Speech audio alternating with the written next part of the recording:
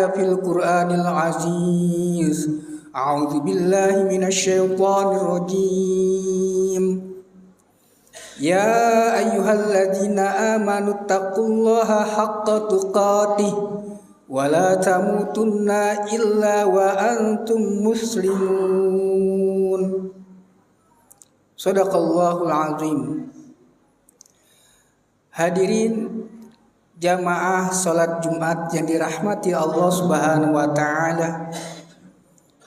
Alhamdulillah pada hari ini tanggal 8 September 2023 atau bertepatan dengan tanggal 22 Safar.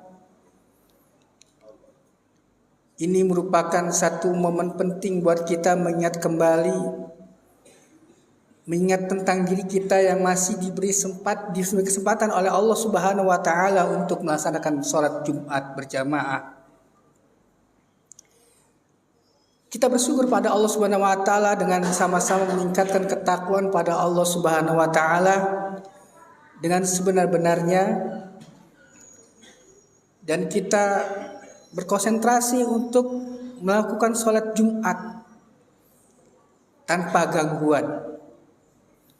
Salam selawat semoga tercurah pada baginda kita Nabi Muhammad SAW, dan semoga tercurah pada keluarganya, sahabatnya, dan para pengikutnya. Hadirin jamaah salat Jumat yang dirahmati Allah Subhanahu wa taala. Pada saat Rasulullah SAW sedang khutbah Jumat seperti ini,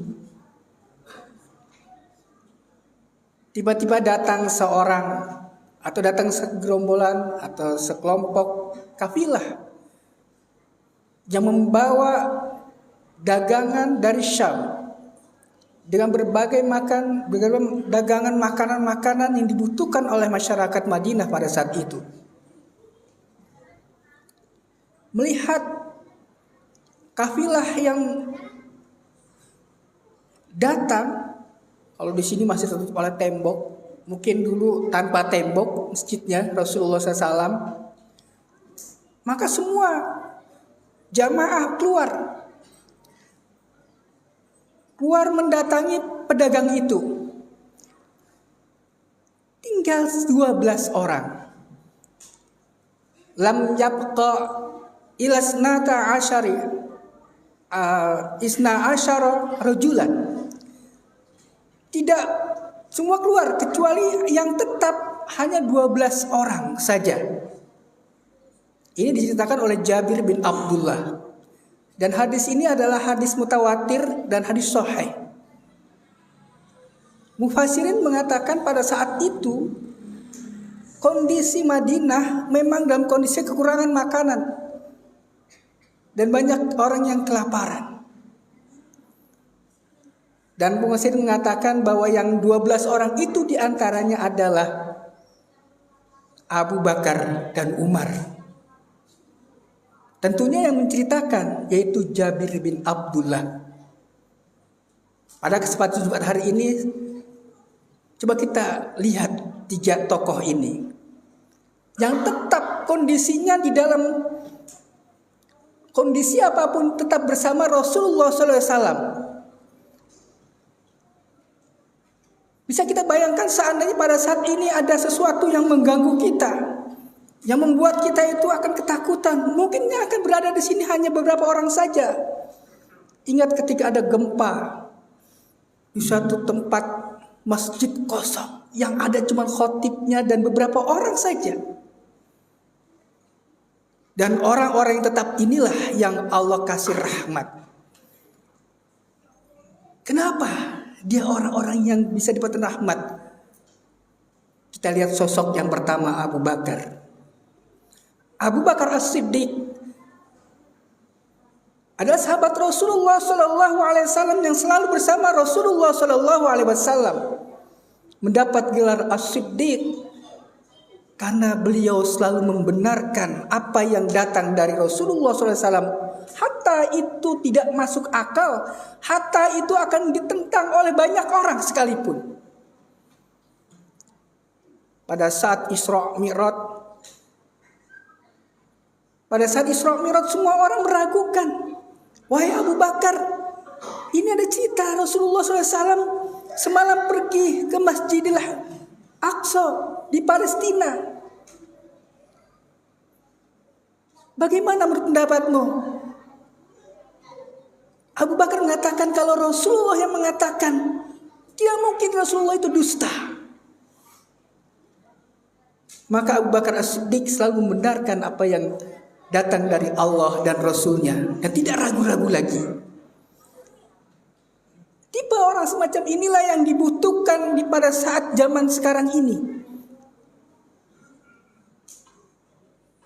Orang yang jujur, orang yang sangat yakin dengan Allah Subhanahu wa taala, tidak akan pernah goyah dengan tijarah, dengan perdagangan.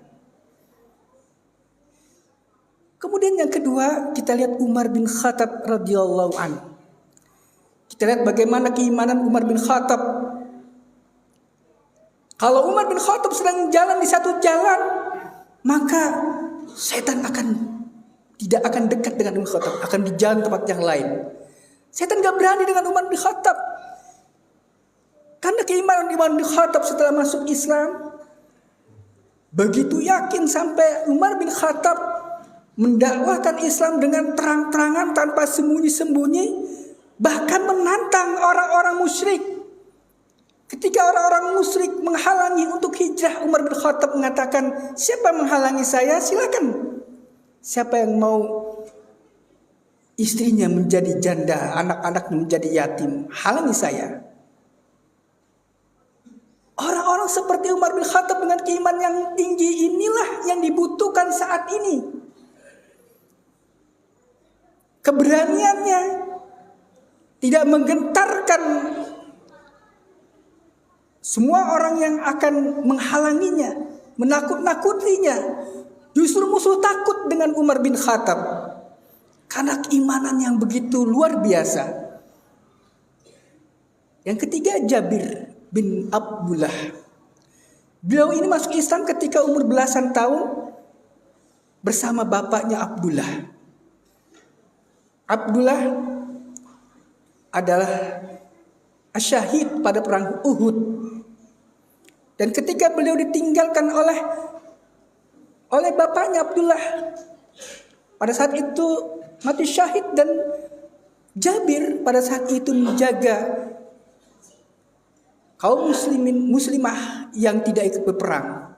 Karena Jabir pada saat masih remaja, belasan tahun. Dan ketika ditinggal oleh ayahnya, Jabir memiliki keluarga wanita, maka jadi tanggung jawabnya. Dan Jabir langsung mengambil alih sebagai pengganti ayahnya. Namun sayang, karena Jabir ini ditinggalkan hutang oleh ayahnya, dan ditinggalkan dengan beberapa tanah yang tidak seberapa, yang tidak mencukupi kehidupannya, maka Jabir berkeluh kesah pada baginda Rasulullah SAW. Singkat cerita, Jabir ditolong oleh Rasulullah SAW dengan mukjizatnya, dan akhirnya bisa membayar hutang karena kebun kurmanya tidak seberapa itu bisa membayarkan hutang dari ayahnya Abdullah. Bagaimana dengan Jabir? Dia seorang anak muda yang terbina sejak masih remaja. Maka dia termasuk golongan orang-orang yang tetap di antara 12 orang yang berada di masjid. Sahabat. Wa idza, dan apabila ra'aita tijaratun lahwan faddu ilaiha wa tarakuka qa'imah.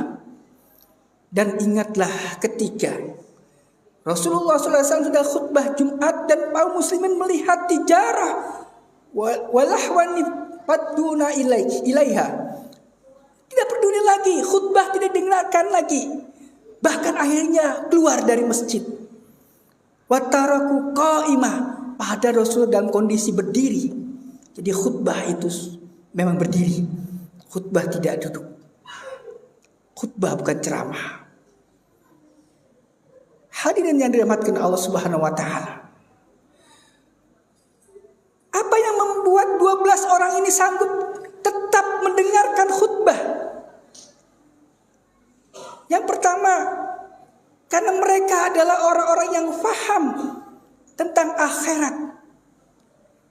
Qul ma indallahi khairum minal lahwi wa minat tijarah. Katakanlah hai Muhammad, sesungguhnya apa yang di sisi Allah itu lebih baik daripada permainan dan perdagangan. Wallahu khairur raziqin. Dan Allah sebaik-baik pemberi rezeki. Allah sebaik-baik rezeki. Dan di sisi Allah lah rezeki yang sesungguhnya. Hadirin yang dirahmati Allah Subhanahu wa taala. Kalau menengok di surat As-Saff, maka ada kata-kata zalikum khairul lakum in kuntum ta'lamun. A'udzu billahi minasyaitonir rajim. Ya ayyuhalladzina amanu hal adulukum ala tijaratin tunjikum min azabin alim tu'minuna billahi wa tujahiduna bi amwalikum wa anfusikum dzalikum khairul lakum in kuntum ta'lamun. Wahai orang-orang yang beriman, maukah aku tunjukkan suatu perdagangan tijarah, perdagangan tidak akan pernah rugi. Apa itu? Tu'minuna billah, yaitu kalian beriman pada Allah. Wa tujahiduna bi amwalikum, dan kalian berjihad dengan harta kalian. Wa anfusikum, dengan jiwa kalian. Dzalikum khairul lakum, yang demikian itu lebih baik bagi kalian. Dzalikum khairul lakum in kuntum ta'lamun, jika kalian mengetahuinya.